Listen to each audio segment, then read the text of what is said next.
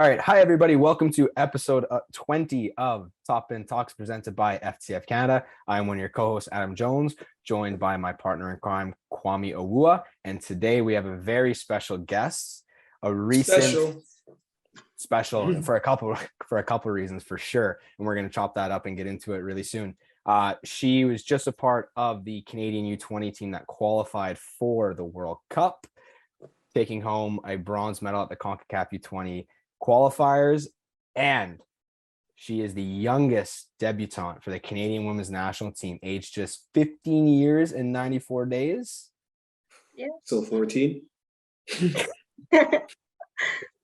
And Wow. she has just, during that qualification tournament, she passed Jordan Huitema for the second most goals for the Canadian youth women's national program.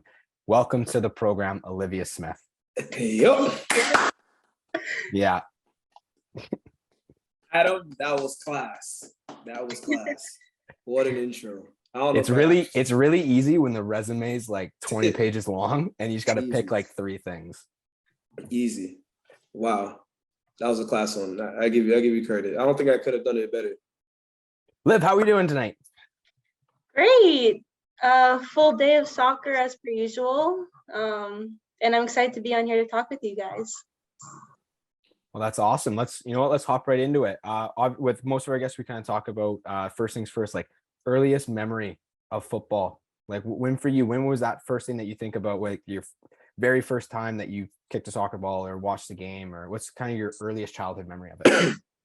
I have to say, when I was 3, my dad would just put me in front of a TV and just literally just watch straight film. Neymar, Marta, Christine Sinclair, just like at the age of 3, just sitting there watching TV. Or when I was like 5, he would like take me to the field by our house and like have me run hills or like doing some like techie drills and stuff like that. I think those are like the earliest memories of soccer that I have. And it's all connected with my dad. Like, I think that's the one thing that brings us together the most. So like, that's something that we bond over up until this day. That's amazing. And Kwame, I don't know if you just felt really old, but when she said 3 and she talked about Neymar. Dog, I was like, I had to calculate how long his career was. I was like, yo. He's playing at Santos. Yeah. Yeah, wow, that is crazy. Oh. Yeah, I got aged quite a bit. So obviously you said your dad was probably the biggest reason why you started playing soccer. And he's probably like your off the field role model when it comes to soccer. But growing up, obviously you're watching Neymar, mostly the guys. Which women's soccer player was your idol growing up? Was it like Christine Sinclair, or did you have a specific player? That might be not her, but growing up that you're like, this person resonates with my game more. Like my favorite player is Messi, but like I would say a player that resonates my position as left back would be like Marcelo. You know what I mean? Yeah, definitely. The one player that I really looked up to was Christine Sinclair. Scores goals. She's just an amazing player overall. But the person that I style my performance around would have to be Marta. So you're all finesse. Yes. Wow. Techie, scores goals. Okay. Yeah. I mean, that's pretty awesome. And also, like, I mean, I think one of the cooler things, especially for you, kind of the time that you grew up, is you had a ton of people to look up to, especially within the Canadian national team. When you kind of look at the games that you would have watched, what was there a specific moment where you watched the national team where you're like, oh my God, that was the moment you kind of noticed, like, I want to play for them? Yeah. Like there was an Olympic Games, I think it was 2012, and I was watching it with my parents, and I'm like, I want to play there. Like, I want to be at this level one day, and like, I want to play with these girls. And it's insane to think that like at 15, I was able to get that call up not too long after that. And it was just like a dream come true. Like, no words can describe that feeling, just like watching them on TV. And then the next few years later, I'm like up there with them. So it was an amazing experience. Nah, that definitely does sound amazing. And like, since we're on the topic of Canadian national team debut, how was your like initial reaction? And when did you have a feeling like you were going to be called up, or was it totally a surprise? It was a complete surprise. Like, I wasn't really thinking about it at that time. I was just thinking about like U15s, U17s, just like getting into those CONCACAF championships and stuff like that. And I was actually at the dinner table with my parents, and I get a call, and they're kind of like, I just got back from a camp in Mexico, and they're like, oh, you did well, like this and that. And by the way, we would like to invite you to China for camp with the women's team. I thought you were joking. I didn't say anything for like 5 minutes. I was like in complete shock, but that's kind of how that went. And I think it's a funny story to tell because it's just out of the blue. I didn't believe them. Like, so when you told your parents, because you're at the dinner table, how was your dad's reaction? Since you said he was a soccer junkie. He didn't say a word for a minute and then started bawling. Crying? He started crying. Yeah, Yes. that's passion. My I mom love did that. the same thing. Yeah. It was a great moment of witness. But Wow. That's incredible too. Also to go to China. Like what a first trip to go on. Oh my God. Yeah. Wow. You'll have the legs and energy at that time to go on a flight that long, because that's what, a cool 12, 13. Yeah.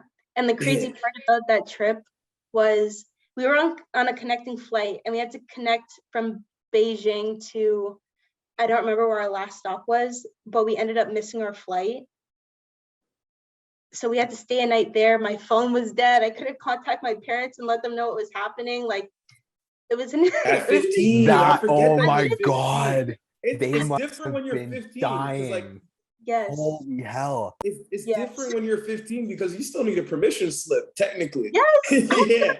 And a form for me to go. Like, Wow. So they were probably losing their minds, where like the other national team players were like, yeah, it sucks, but yeah, but whatever. Yeah. It was a crazy time. Wow. How long would they have not heard from you? Well, because we were also like, I don't know, 12 hours ahead of them. Like, it was probably like a day that they didn't hear from me. Like, God knows what could have happened to me, but it was like a whole day and they didn't hear from me at all. Oh my God. I can only imagine what my parents would have been like. And they might have they would have been trying to call like the embassy. Yeah. Mhm. That's unbelievable. So who from that team, like, so when you look back at the 2012 team, who would be like the first players you were like, oh yeah, bang, bang, bang. Like who did you know from that 2012 team that was a part of that first national team camp with you? I'll be honest, like, I just had my eyes set on Sinclair. Like, it was Wow. just like, it was like tunnel vision, just Sinclair. Like, yeah. Did she welcome you with open arms, like when you approached her, or did she approach you first when you first got there? How was that first interaction? I need to know how that, because a 15-year-old girl, like, she's almost like twice your age. Yeah. So well, it's like, I think we were on the same flight going there. So when we got back to Beijing, she was there with us. oh, But like, she welcomed me with open arms. Like, even when we were in camp, like, I get to have breakfast with her. She'd have conversation with me, and like my inner child would just like light up. Like, oh my gosh, like, I know right now. that's so dope. And it's funny because my parents sent me a picture because I went to a camp here at Glen Shields, and she was there coaching or whatever. And it was of me and her. And I showed her, and she's like, oh my God, I could be your mom. I was like, honestly, for real though, like, it's insane. But yeah, she was amazing. Like, she's just an amazing human and an amazing player, and like, she's so humble. And like, I want to be like her, like, I want to. That's dope. Be like her. Yeah. I mean, that's a pretty awesome experience to have at that age too, right? Just obviously being 15, seeing one of the biggest stars in the world, being starstruck, but then now all of a sudden, playing on the same field. You play on the same field. Now it's like, okay, it's go time. Like, did it take you a couple minutes through training for that to wear off, or like was it the second you stepped on the pitch, it was like, business? In training, it's kind of like business. Like, now, like, we're like equals on the field kind of thing. Like, I think it's important when like you're going into camps with like girls that are older, or just like in a national camp in general, like, you can't shy away. Like, you need to have confidence in going in with confidence and like act like you belong there. And it might have taken me like a few minutes to get into it. I was nervous, like training with these girls. 15 or whatever. But I think by, I don't know, mid-training, early training, I was able to like get into my groove and, you know, prove to them why I'm there. Yeah. No, that's Yeah, awesome. awesome. Yo, I have a question. So obviously we talked about the national team and your debut. We'll get back more into that, but you have just have made a decision to go professional. But where did it start from when you were young? Like where were the places that influenced you to now get to where you always wanted to be? Even before that, even though y'all called it to the national team at 15, but like now it's like I'm a national team player and a professional, like in NWSL or wherever you may go on. No spoilers, but yeah, like We can have a spoiler if we really want. Or like, where did it start? Like, you talk about your youth career and then like the transition from your youth career into college, even though you're already a national team player. Yeah, honestly, this is like a really long timeline. I started off at Whitby. I went through a lot of clubs at a young age. I probably only spent max 2 years at a club. So I went from Whitby. Ew. I live in Whitby. Come on. Yeah, I mean, I live in Toronto, but every week, yo, we're going to Whiteby. Come on. I know. I still live here. So should I be offended by that comment? Yes, absolutely. Bro, those guys sucked. It was one of those games that were so far and you knew you were going to smoke them. So it's like, why do I have to drive so far for a game that's going to be so pointless? That's fair. You know what? I'll give you that one. That one's fair. And when you're a kid, an hour drive is like 10 hours. No, for real. For real. Yeah. That's like me going to Toronto to get my ass beat. Yeah. Drive all the way there. You know? It's like going anywhere in the GTA. It takes an hour. Nah, bro. But when you're 10 years old, it's a different ball game. It's like, damn. You sleep, wake up. You're like, wow, we're still not there. Crazy. But anyways, yeah. So Whitby. Yeah. So I started at Whitby. I then went to Oshawa. I then went to Ajax. Closer. You're moving closer to Toronto. Yeah. And then I went to Markham. Wow. And then I ended up at North Toronto. Wait, so she's actually going in order. From east to west. All right. So you end up in North Toronto. Yes. And I think North Toronto had to be my best club experience ever. I had one of the best coaches, Marco. And I played 2 years up.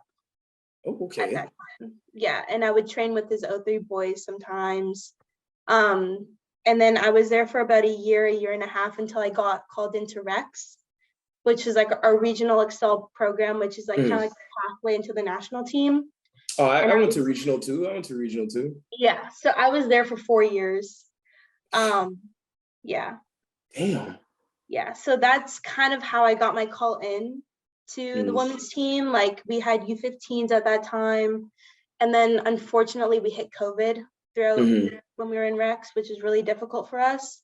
But I was fortunate to like have showcased myself and get the D1 offers that I did. And with that being said, I wasn't sure if I wanted to go to school first or if I wanted to go pro first, because my initial dream was I want to play pro. Was the offer on the table for you to go pro first? I mean, if you can say now, like it's a long time now. Like there were some teams, but they were kind of like wishy-washy, you know, like I don't know if like they're really interested. Could it just be academy level, or I wasn't 100% sure of whether it was like legit or not. But the big question was like, should I get the experience of going to college first, you know, being a teenager, having that experience, being away from home in the US, or just jumping and going right into pro. And it was a tough decision with me and my parents, and I got a great offer from both UCLA and Florida State, and it came down to which coach do I connect with the most. And for me, my relationship with the coach is the most important. So I decided to commit to Florida State. And then I go to Florida State. I'm there for the spring. We end up having a CONCACAF qualifier midway through. So I kind of missed quite a bit of the spring season. And then I come back and then I find out our head coach is leaving. And again, he's the reason why I went there. Oh, and there's a transfer portal now too. I mean, these guys got the perks now, man. Yeah. You have to suffer back in the days. Like, the new coach comes in and don't like you. It's like you go from hero to zero real quick. Yeah. So as soon as I heard that, I went into the portal because the new head coach hadn't been announced yet, and everything was kind of like uncertain at that time. So I entered the portal and I ended up going to Penn State. So I was there for a year. I got the opportunity to play a fall season and be there for the spring. And then as of recently, I've come to decide that I want to go pro and that I'm ready for the next level. So it's kind of a timeline there. It's kind of long, but it's a long timeline considering you're still so young. yeah. But just really quickly, Liv, just one quick question, just because you talk about like all the different youth clubs you went to, and I only spent this much time here and this much time here. For you, why do you think that was? Was it just constantly being in somewhere and going, I'm searching for more. I want more of a challenge. I want more and more and more. Or like, Yeah. Why do you think? That's definitely part of it. I can't settle. You know, I always feel like I have so much room to grow, and it's just a matter of finding the place that will help me grow. And I think that was a challenge for me going from club to club, is finding a coach that can like really push me to a new level, that will teach me new things, because I always want to learn at the end of the day. And like, that's also why I feel like I'm ready for this next level, because I feel like there's more that I need to learn, but I'm not learning that here, you know? And you get that. I think I can understand what you mean. You're like, you feel like you've done what you needed to do at this level, and you're ready to be challenged to take on a new challenge again. Like, start from the bottom again. Yeah. And see how far you can go from then. Yeah. And don't get me wrong, like I've learned from every club that I've been to. Like I've learned something, and I take that with me everywhere. You just want to come closer to Toronto. You're not gonna lie. It's all right. Too. I mean, Toronto. I miss that cold weather in the winter. Man, I just miss it. Whitby's even worse. So we not doing that. But it just shows you that all the best coaches were from the inner city, not the burbs, the inner city. You got the culture. Thank you. She kept close. She's like, Toronto, boom. Thank you. Period. So how do you obviously the coaching staff like was the biggest deal. It was like a deal breaker for you. Was there anything? Because like in my head, if I got UCLA, like there's no other school. And I'm probably being ageist, but there's no other school I'm even thinking about. I don't care if I think the same thing. Right? Yeah, right. Like it's like if someone says UCLA, from all the shit that we grew up on, all the sunny California, you'd be like, you wouldn't even hesitate. Any East Coast team could have pulled up to me. I would have said, yeah, hell no. So like, it's crazy how much you take. Yeah, it's like that's for a young person to think about that. It's like, which coach am I gonna rock with the most? Like some people just choose places to go just because it's a full ride. Yeah. And there's like so many things that you have to weigh out, like distractions. Like I went for a visit and I'm like, UCLA. There's so much stuff and I'm still only 17, 18. Like it would be so easy for me to like lose my. Wait, Florida State's not? That's where my head went. I was like, the Seminoles, you got football, you got basketball. Like, oh my God. Sorority is so big in the South. Like Greek life is so big in the South. She said, yeah, I'm not going to go to the calm beaches. I'm going to go to the wild style friggin' spring break place. Hey, Florida State is in Tallahassee, which is in the middle of nowhere. Doesn't mean you can't get a cheap flight to Miami for spring break. Everybody else got to spend a little bag. Hey, but I'm not trying to spend a little bag. I'm fine chilling in my dorm, go to training every day, doing my school, and that's it. At least there's like nothing like across the street that I can go to and go, do whatever. Man, there's enough going on with all the sports that Adam named. And you can't fool me. I went to school in America too. We're not doing this. That's supposed to do the back and forth. Both went to big schools. We're not doing this. I never went to a Florida State football game. You probably couldn't even make it. You would it have was been the stuck in spring. traffic. It was the spring. That's why, right? Exactly. That was the spring. Yeah, Man, she went for I the didn't even spring get to go to a semester. basketball game either. All That So right, I was didn't we spring. didn't get get the to do full all that stuff. experience of Florida State, you know? So Okay, so then you go to Penn State, even worse. Distractions. How do you decide to go to Penn State or out of all places? okay, but like I'm also not like a party girl. I'm not that much of a social girl. You know what I mean? Like I just Are you a it's stay at home and study 24/7 girl? You I'm don't have to lie. I know if you think your dad gonna watch this, you don't gotta lie. Like we good. okay, I wouldn't say You can give like me a I'm sign. like Just give me a gang sign, and then give me a little gang low-key. sign, and then I understand. Don't worry. Well, like I wouldn't say like I was like super studious because, you know, I think Soccer sometimes I put first. the athlete before the student at times, See. but I don't know, I wasn't like an extrovert like that. I didn't enjoy going out every weekend or, you know, Me neither. I just like to train, do a little bit of studying, train, eat. Like that was my day, literally. That's it. There you So go. when you came into university, was the NIL a thing?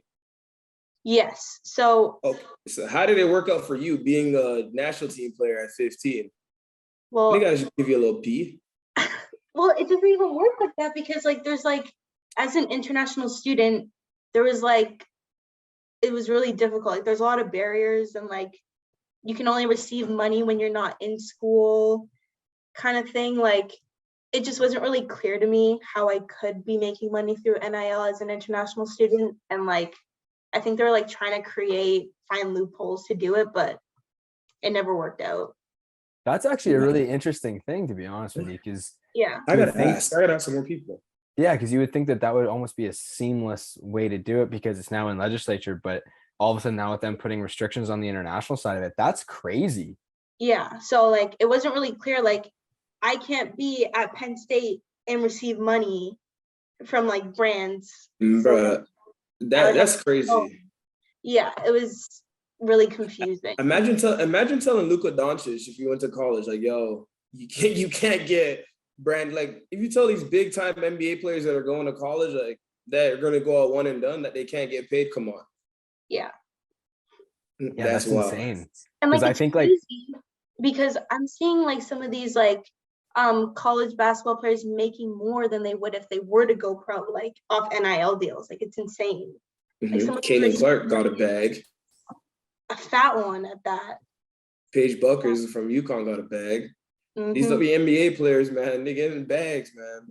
Yeah. So yeah, and Liv, just one thing that you said there that's really really smart and clever, and actually something that you talked about that kind of followed you in your youth career was you're like, yeah, I was always looking for something that would challenge me, something that would, but that fit me. And I think that's something that's a huge mistake, especially now with Kwame mentioned the transfer portal being open.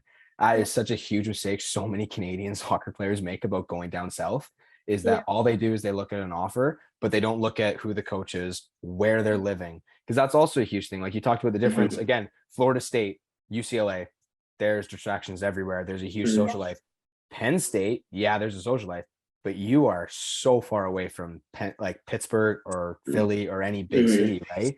So yeah, it's a big school, but the city is the school. Exactly. It's not those other places. Yeah, so it's like even academics, it's great there.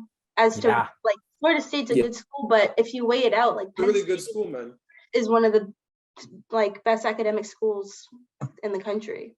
Yeah, so, and you know we're gonna stick it at Penn State, and I just want to talk about just your experience there. A, as a student athlete, and then B, as a teenager. Like you're at one of the biggest schools in the States, one of the biggest football schools in the States as well. Like, just talk to us kind of about your experience there. I had a really good experience, although like as a student athlete, I went into the school with a knee injury after World Cup. So I was out for the first 2 months of my fall season. But my teammates were amazing. Coaching staff were amazing, like welcomed me with open arms.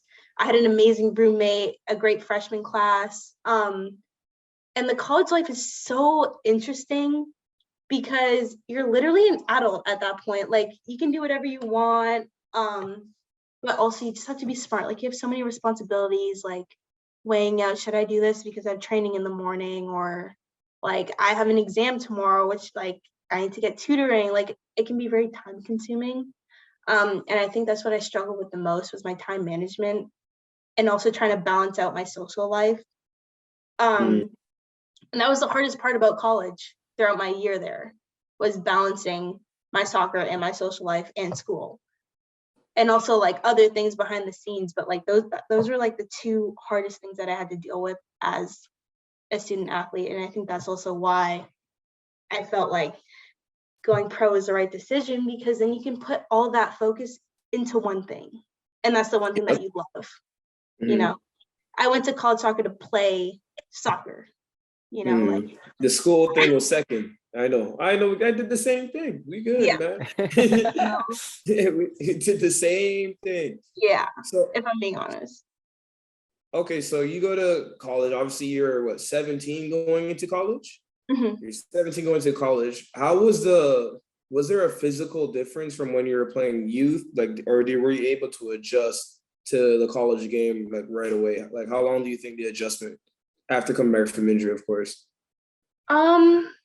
I think personally, the way that I feel like I'm more built physically than some players, so I feel like I fit into the college physique for soccer, if that makes sense. The only thing that I would say is different is like, I guess every team's different, but just the way the game is played, it's like more physical rather than like technical and possession based, you know, which sometimes can be frustrating for me, because I like to keep the ball, play possession, go 1v1, you know, not so direct. So like that was something to like get used to while I was there. Do you think Did you ever feel like change? you had? Adam, sorry to cut you off, Adam. Go ahead. Liv, do you think that style is gonna have to kind of be forced to change, especially with the way that you see the women's game evolving? In America, the NWSL is kind of the exact same. If you've noticed, like if you watch their games, like it's like so similar to college soccer. I don't think it'll necessarily change in America or North America, but you have to go elsewhere. You know, like you have to move to get that kind of like football. Like that's why I want to go like overseas. There's a little, you know, like because I want to play in that and like that type of system. If that makes sense. You think that type of system is more beneficial for you? Like it helps you like show off your strengths a lot more? Yeah, and it also helps me develop my IQ, like having the ball. It's all about vision and awareness, tight touches, like things like that. And I think it applies more to my game than any other like type of system. So what's your favorite team right now? This is a big question. Let's see. The What's your difference favorite between team? favorite team and favorite team to watch. And who's your favorite team? I'm a Man United fan. Oh. I don't love watching them a lot right now. Okay. I will say. Oh, here we go. No, I've been a Barca fan, like OG Barca. Okay. Yes. I do really enjoy right now watching Man City play. He is so angry. No, I get it. No, I get it. They're my favorite. Honestly, I'm emotionally, physically, and spiritually invested in Man United, and that takes everything out of me watching a game. And I'm exhausted afterwards. If I want to sit down and watch a team right now, it's City. It was the same thing when Barcelona was going through their run with Messi, Xavi, Iniesta. Yeah. There was no other team I wanted to watch. Yeah. In the world than them. So it sucks. And it's actually really cool because even on the women's side for Barcelona, like I watched they were undefeated. Yes, I watched their game like a week or two ago, and the way that they play is so similar to the way like Barcelona had played before. Like it's so satisfying to watch and so exciting to watch because you can see like where women's football is heading. Like it's amazing. Is that some of the things? Are those some of the things that the head coach of the women's team is? Her name is what? Bev Priestman. X-Men, yep. Yeah. Are those some of the things she tries to implement? Because you see, even England women's national team tries to play for like France, Germany. Obviously, most of the ones overseas, Spain for sure. Like, is that something that our side of the world is now trying to catch up to? Like, when you guys go to camp, like, can you recognize that it's a more of an IQ game rather than a physical game? That's a really good question. I mean, If it's gonna get you in some heat, you don't gotta answer. Like I said, just give me a gang sign, and I'll know. Yeah, that's okay, it. I don't know. I don't think I can speak on that behalf, but say no more. Be good. A little tidbit. Kedisha Buchanan. I used to play with her in the Driftwood Spanish League. She used to play on the men's side when I was like 8, 9, 10. Oh, she used to play for a team called El Salvador. Next time you see her, ask her. I'll ask like, damn, yeah. She. I remember that 5-time Champions League winner. What? I remember that scrub, Kwame. Bro, definitely, yo. Like, Kwame? Nah, I used to play with her cousin too. So she used to be watching her games. She used to play what? Because when you're a girl, she's my age, but she played on the year down. Like they used to do like 1995 and 1996 age group. She used to play 97s. Oh. Yeah. So funny. Yeah, Driftwood Spanish League. Yeah, ask her. Driftwood Hispanics. Driftwood Hispanic Soccer League. We should be on that. I used to play for Colo Colo. A black man for playing for Colo Colo. Yo, telling you, man. Seriously. Okay. Yeah, that's hilarious. Okay. We won't get you in no more trouble. I don't know. That question just came to my mind because you can see what John Herdman's trying to do on the men's side. Yeah, it's a good question. Yeah. Plead the fifth. It's calm. Yeah.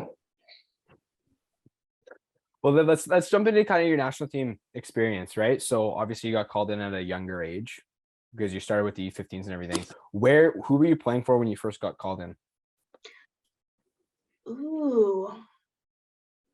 I swear to God, it's not a quiz. I I honestly might get my timeline mixed up a little bit, but it was either North Toronto or NDC, but I think it was NDC. NDC is Rex, by the way. They just okay. But I think it was NDC that I was at when I got called in. 15, basically 14, but yeah, that makes sense. And then even jumping back to your debut, do you remember any of it, or was it pure adrenaline when you went on the pitch? Honestly, I don't know. Like, I wasn't even in my body until after the game. It was just unreal. Like, I got to step on the field with Sinclair. This is all I can tell you. I got to step on the field with Sinclair. That's it.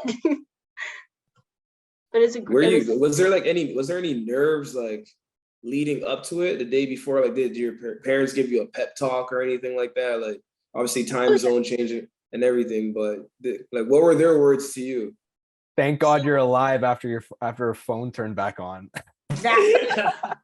But my dad is really sentimental sometimes. So he's like, oh, like, Liv, just give it all you got. Like, we love you. We believe in you. This and that. I didn't know I was going to play. Yeah, that's the parenting side I'm taking too. Yeah. So the day of the game comes, probably like the 75th minute, and I'm sitting on the bench. I'm enjoying myself. Like, it's a great game. And then they call my name. I'm like, oh, yeah? And then they're like, go warm up. I'm like, haha. They're being serious. And they put me on the field. I'm like, oh, shit. I go warm up, and I'm so nervous during warm up. Like, my hands are clammy. I'm like, oh, my God. Like, I'm playing against Brazil with the national team. Like, I didn't even know what to think. And then I get onto the field, and then, like, everything just left my head. Like, I just played. It was amazing, unreal. So real quick, was Marta on the other side as well? She had just come off before I went on. Did he talk to her at least after the game? No. I was scared. You were scared after the game you didn't say anything? I was 15, and that's like nah, man. I swear, that's literally like Neymar standing right next to me right now, and I'm gonna go say hi. I don't think I could do it. I'm shy. That's crazy. But I do have a funny story. Okay, let's hear it. Let's hear it. So all the teams are staying in the same hotel when we were in China, and I walk into the elevator to go for breakfast, Mhm. and I go down a floor. Sinky comes in. We go down again. Does Marta not come in the elevator? Oh, she didn't want to come in the elevator with you guys? No, she did. So So you had two chances to say something. and I'm there between Sinky and Marta, and I'm literally, I kid you not, like looking at both of them, like Ghosts. in awe. Wow, Like yeah. I couldn't even say anything. Like Deanne was with me in the elevator. I think like she like tapped me and like, yo, don't do that. I'm like, oh, sorry. Just like, yeah, that happened, and I still didn't talk to her. 2 chances. I thought I was like, oh my god, can you imagine like getting to share the field with Sinclair, I but know. also play against Marta? Yeah, Like that would have been literally. That's crazy. In the elevator, like you're standing between literally Messi and Ronaldo for women. Yeah, You just, literally. I'm saying something. My grown ass is saying something. I'll find yeah. a way You're to not translate. 15. Yeah, yo, 15 years old. I used to watch every Lionel Messi highlight ever made, bro. Every friggin' weekend before my I would games. pay so much money to see Messi No. walk in an elevator with you at 15. I I'd swear. pay so much money. I'm on my phone on Google Translate right away, speaking No, you're fluent not. Spanish. 15? I swear, fluent Spanish. Didn't you play in the Spanish league in Toronto? Yeah, she it didn't go far enough. Oh. I stopped at 15. I stopped when You couldn't figure out what they were yelling at you? Yeah, I don't even know the swear words.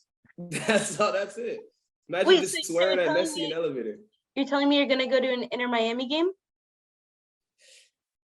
I'm going. Ooh, I wish Messi got signed to Miami a lot earlier. He would have been in the MLS All-Star game. I'm going to watch that game against Arsenal. Maybe I could have met him. See, and I wouldn't be like you. I'm going. Wait, there. I'm grown. When is the All-Star game? It's July 19th. Okay, real quick. He's in the league. He's playing in that. Yeah. They're not gonna like. Are you serious? MLS He doesn't All-Star? have to play a single minute, and they'll be like, "Can you come play in the All-Star game?" They're not gonna- 100%. He's not gonna play, bro. 100%. My guy is on vacation. He just came off. Look at the season. The man had a whole season with the World Cup in between. He basically had a season and a half. You think he's not going to take time off? Not that much. No, I think he's gonna take time off. But I'm saying It's literally a month. It's literally 5 weeks from now. You think he'll go play an MLS All-Star game against Arsenal? Yeah. Then I guess I get to see him, motherfuckers. Honestly, why wouldn't they unveil him there? If this is your first game in MLS, why wouldn't it be the All-Star game?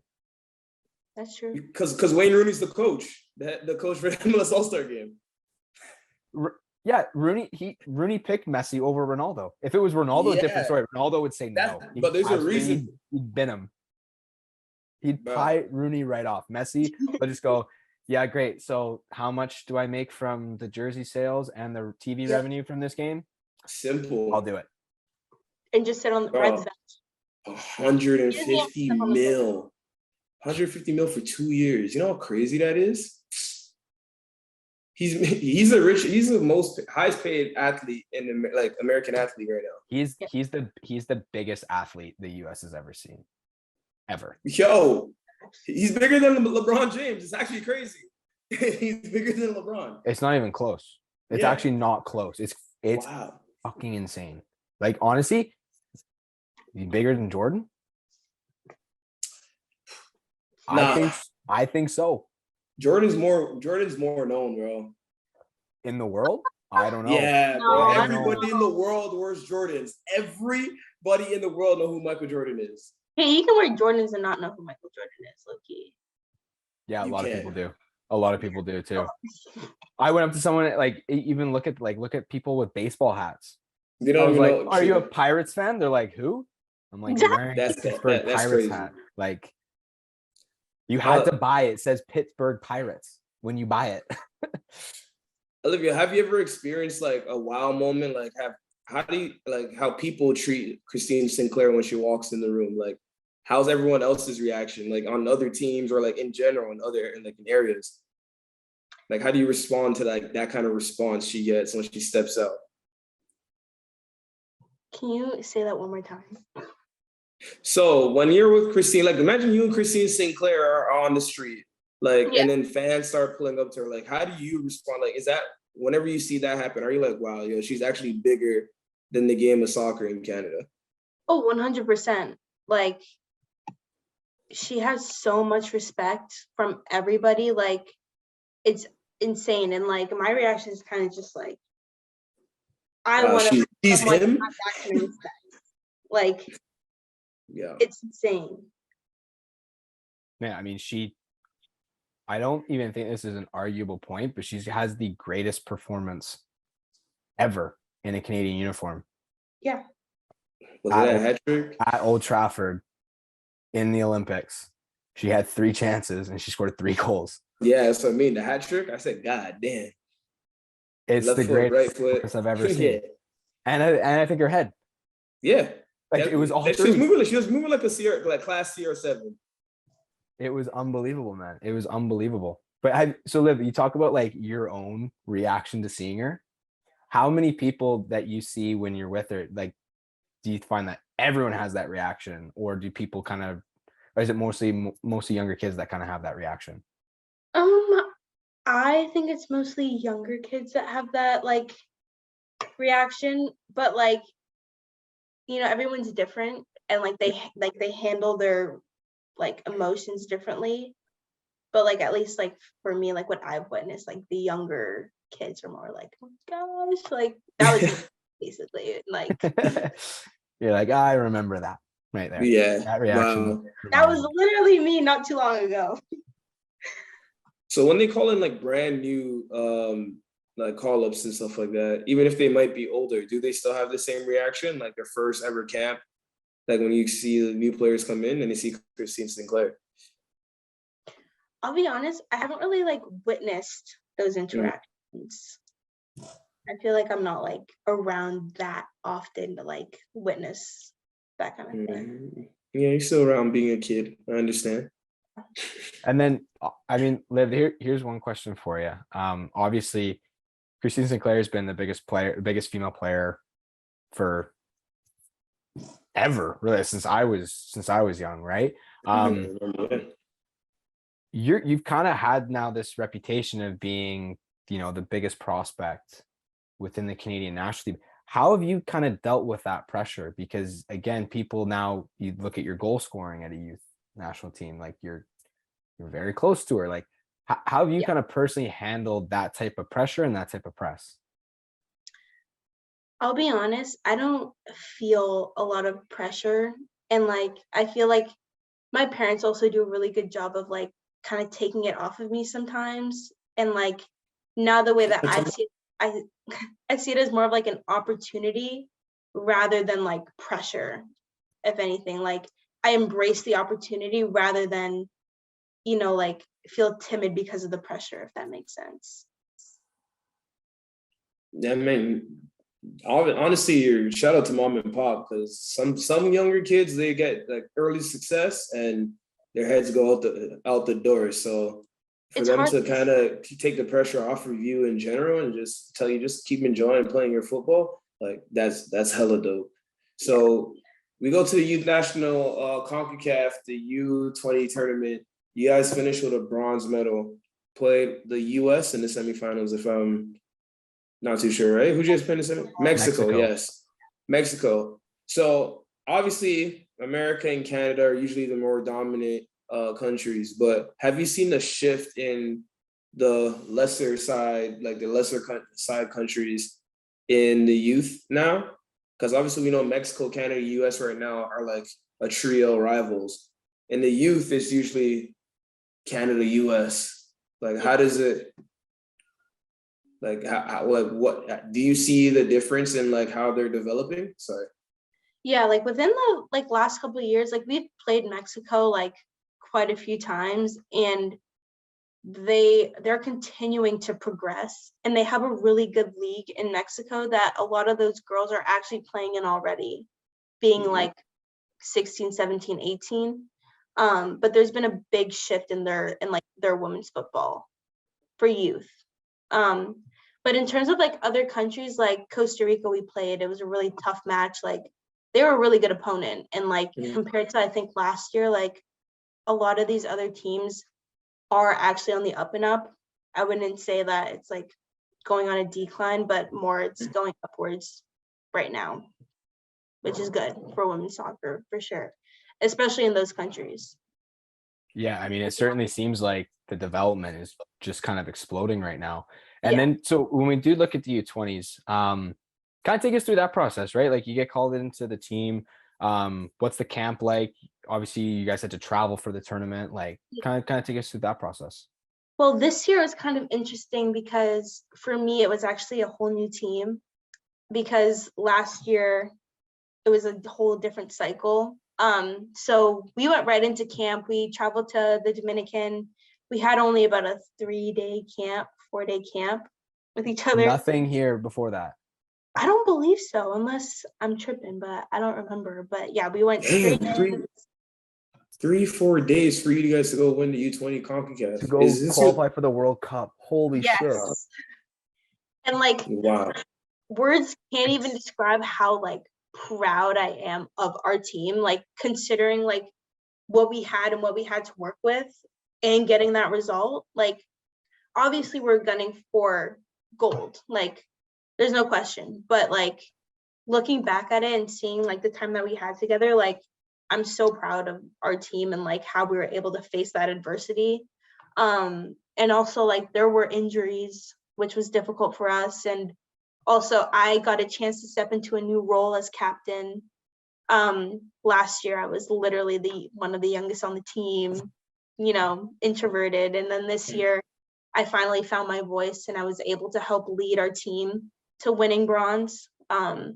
So it was a really great experience for me, just learning, but also I think a great experience for the whole team. Our culture has been really good, but we still have like a lot of room to grow, but we still have a year until World Cup, thank God. So looking forward to getting a few camps in. Yeah, there better be a few camps. Jesus Christ. That's honestly infuriating, to be honest. Like Adam, when we this she said 4 days. That's how many days before our West Coast trip that we go to for one game. Like it is insanity. Like that's actually like, again, we talk about, you know, one of the things that Kwame and I are talking about before this were like they lost to Mexico at the U20s. Like there is a shift going, and we're like, we need to make sure that within our youth programs that we keep up. It's not just on the women, on the men. And then you hear shit like this, and you're like, well, no wonder. Yeah. It's not like, and no wonder there's injuries.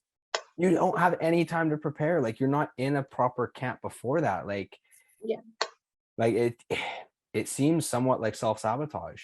Like honestly, I mean, it does get frustrating because it's kind of like, think about if we got even a week and a half. Yeah, maybe you get the gold. Yeah, for sure. You never know. Yeah. And like we definitely have the potential and players to do it. Like no doubt about it. Like we have a really talented group for the U20s, and I think if we had a week and a half, like I think things would have gone differently. But yeah, that needs to change. That's got to change. How does it transition from you being the introverted one to now the captain? I'm guessing you were on the last U20 cycle as well. So like, yeah, you're one of the youngest and everything, and then 2 years later, like you have to be the captain because you were also the one that had the debut at 15. You're also, so like you have all these accomplishments, but you never really had to step to the front of the team and lead everyone. Like, how was that transition? And now you're like, hey, you never had pressure before, but now this might be pressure where like I want to put myself and the team in a position. Like, how was that transition? it definitely wasn't easy. I think going to college actually really helped build my character into becoming a leader. And also we had like a culture coach at Penn State, and she really helped me. I spoke to her a lot, tried finding my voice within training at Penn State. So I have to say, like, my number one priority going into the U20s was using my experiences and bringing it here and making the girls feel comfortable in this environment, because I've heard that like the US camps are difficult, like some girls struggle with the culture and things like that, and like that's the last thing I want for our team. And I think culture literally builds the team and like how far we will go in the tournament soccer wise. So that was the number one thing that I wanted to bring into U20s as a leader, is the culture piece, but also like it's okay to be vulnerable, like in terms of like the emotional side. Like we're women, you know, like it's gonna happen, like emotions are high, like things like that. So like just having them feel comfortable in this environment was so important. And like we had really good conversation throughout camp, and I think that's also what got us to where we were. Just having the 3 days, like that kind of thing. So You're all also teenagers still. Exactly. Like, Literally, with it's harder to manage the emotions. Yeah. So that was the biggest takeaway and the biggest thing that I wanted to bring to this U20 squad as a leader. Yeah. So what were some of the things that you just mentioned, like a culture coach? Like, honestly, first time I've ever heard of that. Like, what were some of the key takeaways? I have one here. Really? So yeah, like so what are some of the kind of the key things there that you took from that? Because I'm guessing some of it's very specific to Penn State. Some of it's very specific to Loudoun, right? Like yeah. So I actually kind of adopted a few things that I learned from Penn State, and it's kind of like having a base that you come back to, or like we called them pillars. So like the pillars of a structure that holds it. Like we would have, for example, like resilience as a team, like no matter what, like we'll get through whatever comes in our way, like just that kind of thing, just small things that we talk about. But also like family, like we're a sisterhood, and like we take care of each other and we sacrifice for each other both on and off the field.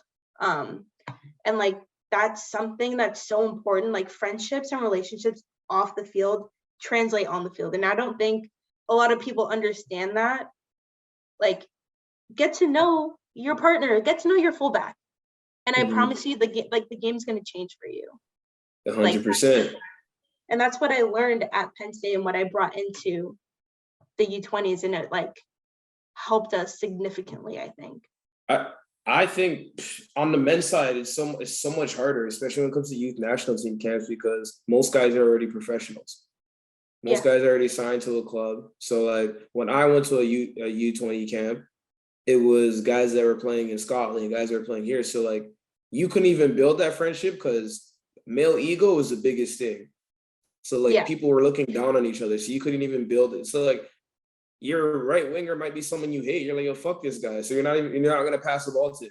So like just little, because the ego's bruised a little bit, and the ego's huge on the other side. Like both people are effing up, but I think on the guy side it's a lot tougher, because if you sign back then, obviously I'm old, so it was like if you sign a $60,000 a year MLS deal, but you never touched the pitch, people just used to walk around and just like look down, like they'll look up like high and mighty. So I'm happy that not everyone signs pro early, and most of you guys are in college. Most of you guys are in NDC. NDC, yeah. So like most of them are at the same level, so there's no much of an ego. So you guys can have those conversations.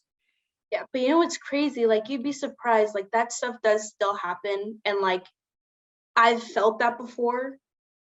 And coming into this one, like I didn't want that for anybody, you know, like that's probably one of the worst feelings, is like kind of like feeling isolated or looked down on. Like it hurts, you know, and then it gets distracting, and then you can't be vulnerable because people see it as a weakness, when like I want it to be like, it's not, like this is like how you get stronger and how we build a stronger relationship between all of us, you know.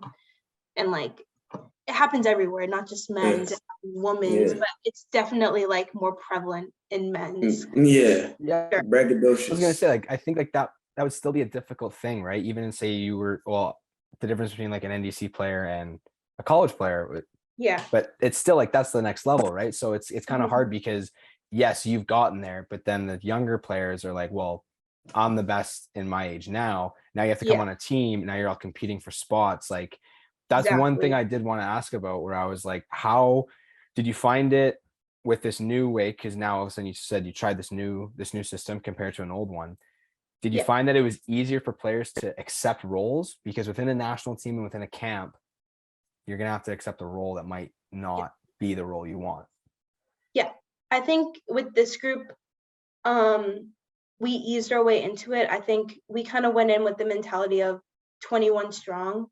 So we had 21 players and everybody had their own role, whether that was being a finisher or whether that's starting and making an impact in the game. Like, you're not a bench player because no, but like you still have an impact on the team and you have something to bring to us. Like, whether that's your voice on the side, that's you going in the 80th minute and scoring a game-winning goal for us. Like, everyone has a role, and I think it's obviously not easy to accept a role that you don't want to be in, but everyone understands that it's what you have to do, and you're not always going to get your way.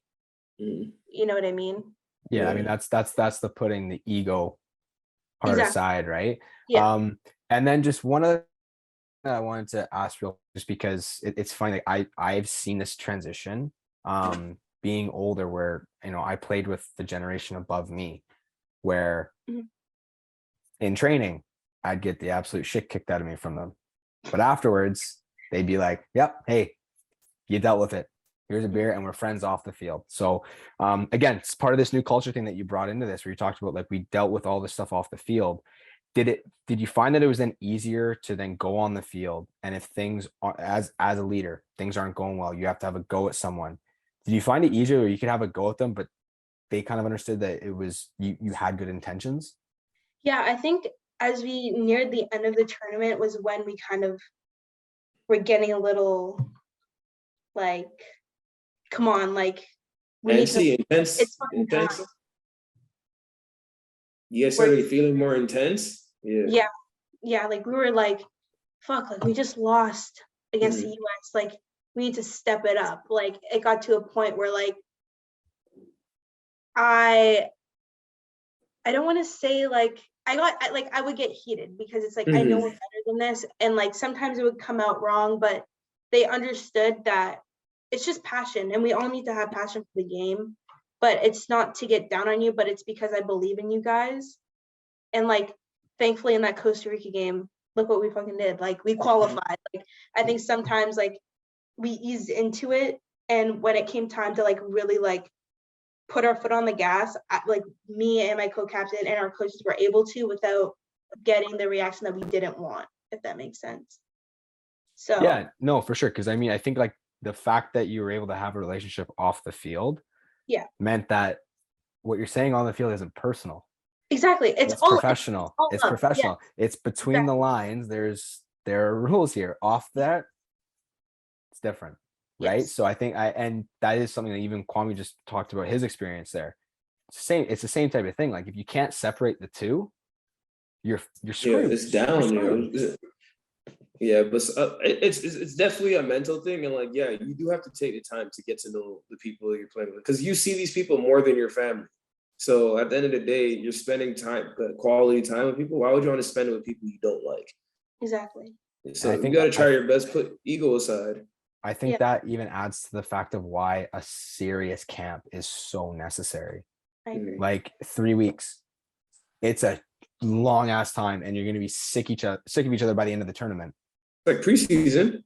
But product at the end of it is going to be better, because you're going to have the time to actually do that. Like, Jesus, I can't, like, it's not surprising that, yeah, you're like, yeah, it took us a little while to get into the tournament to get there. No shit, you were there for 3 days before, not to mention the travel to get down there. Like, that makes total sense. Yeah, and you know what? Hey, we'll end this year with some obviously aspirations and goals in the future. Recently accomplished one. But where are you looking, like, right now? Maybe we're thinking 1 year, 5 year, 10 year.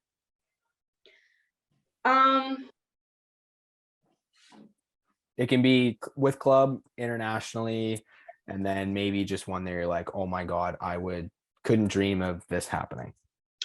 Definitely one that I hope is more present soon. I would love to play in a Champions League. You. That's a good one. You But have to come back on. Hey, you're gonna have to come back on. Yeah, yeah, if you go, if Like you go 100%, you have to. bring it back part 2. Yeah. If you're in the Champions League, don't go ghost on us. No, of course not. But one that's more in the future would have to be representing my country in a World Cup and in Olympic Games. And also more present. Like I would love to lead my team to winning a World Cup next year for U20s. U20? There Yeah. you go. I love That's it. a good I one. love that. Yeah. So within the next 1 to 5 years, I have to say those 3 or 4 things. Those are all some pretty damn good goals. I actually thought you were gonna say like, oh, one day be great, Barcelona. There we go. Yeah. Wherever I end up, we'll see. Like Wow. I can't. I'm not gonna say it. I'm not. If I say it, it won't. It's like telling someone your birthday wish. It's coming up soon too. Oh, there you go. Okay. There you go. Well, thank you so much for joining us tonight. And we're both on the East Coast, and it's kind of late. So Yeah, it's almost dinner time over here. Ugh. Yeah. So yes. late. It's only like 10:30. It's fine. I'm an old man now. I'm aging myself. But we really appreciate you coming on. I mean, the resume goes on and on and on and on. Made the intro from Adam look, it sounds spectacular, even though it really was.